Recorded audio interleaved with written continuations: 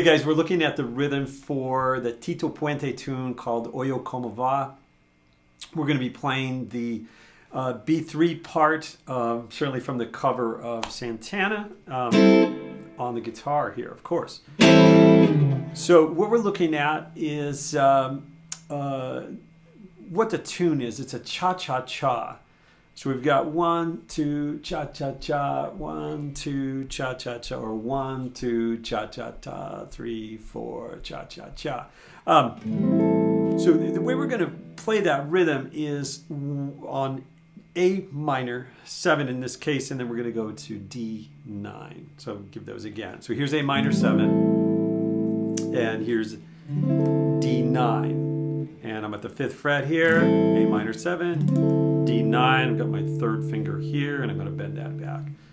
Get a nice D9 there. Okay, so what we're going to do is play A minor 7 on 1, 2, and 4. The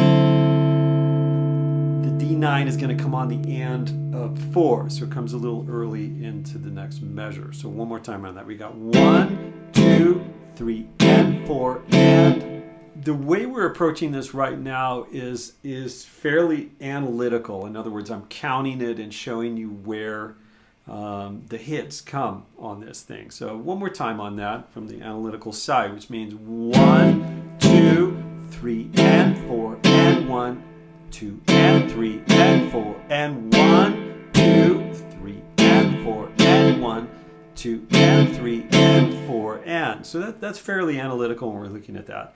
My suggestion is play along with it for a little bit before you get analytical and count it. So what you want to do is do it more of an experiential way. You want to experience it, try jamming along with it. And then if it's not coming together, then analyze what's going on. Again, by analyzing, I'm saying we're going to hit on 1, 2, 3, and 4, and 1, 2, and 3, and 4, and. So either way, if you've got it down in an experienced sort of way, experiential way, then get the analytical way so that you have both working at the same time. So you really know where you're hitting on that, so you can kind of change it if you want. If you notice in the top, in the rhythm I'm playing it, I'm kind of changing it around a little bit after this part. So after this part, we're going 1, 2, 3, and 4, and 1. That part after that is where you can kind of change it if you want. Now, Santana, for the most part, B3 player, held to that rhythm that was there, but you don't necessarily have to. If you listen to Tito Puente's version, the piano part will change. But the important part is to hang with that cha-cha-cha. So you have 1. Then you can, sometimes when I'm playing, I'll just leave that last bit out so we can hear the soloist. So there's a little bit less rhythm going on, or may give it a little bit of change in rhythm at the end of that thing, rather than just hang with that all the way through.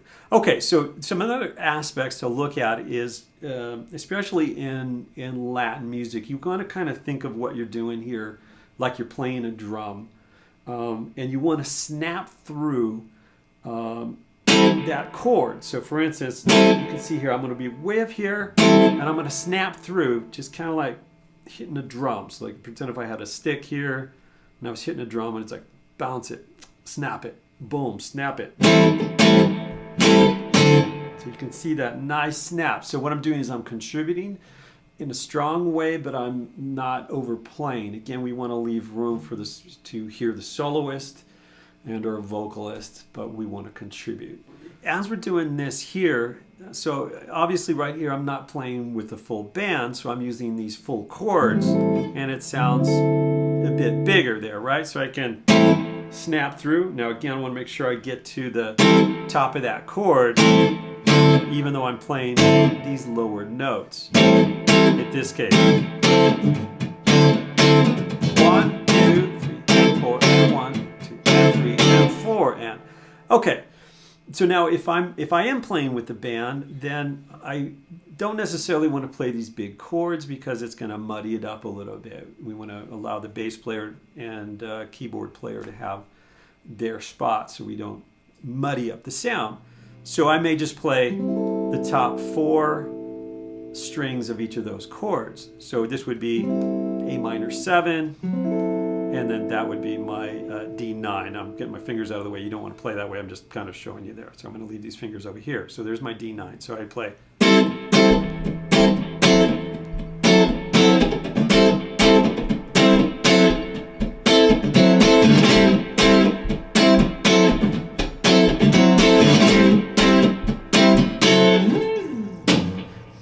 Okay, so another important aspect of this is to keep moving. Keep moving. So you're either going to do dead hits. These are dead hits, right? So those are dead hits in between the chord hits, or you're going to air. So you're going to play in the air. So if you want it to be really silent, you could play in the air. So an example of the dead hit is what I've been doing, which goes like this. So you can notice 1 and 2, right? I'm keeping that going. One of the toughest things to do in terms of rhythm is to start. So if we start from nothing, then it's very hard to keep the groove. So if I went like this and I stop each time, so if I go 1, 2,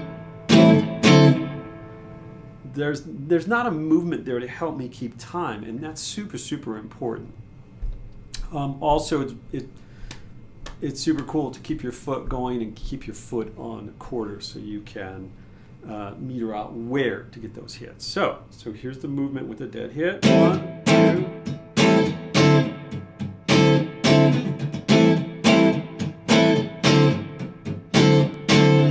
And an example of that, airing, I go.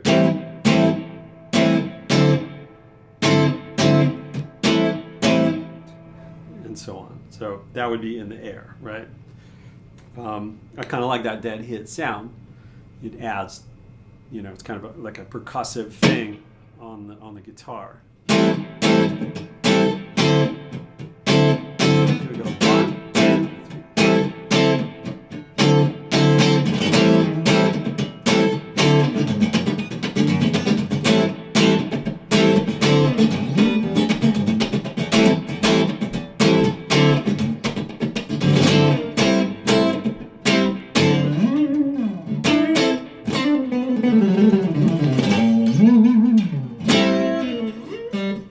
If you've enjoyed this video, please like and subscribe. And if you have any comments or ideas for videos that you would like me to do, please put them down below. Thank you so much.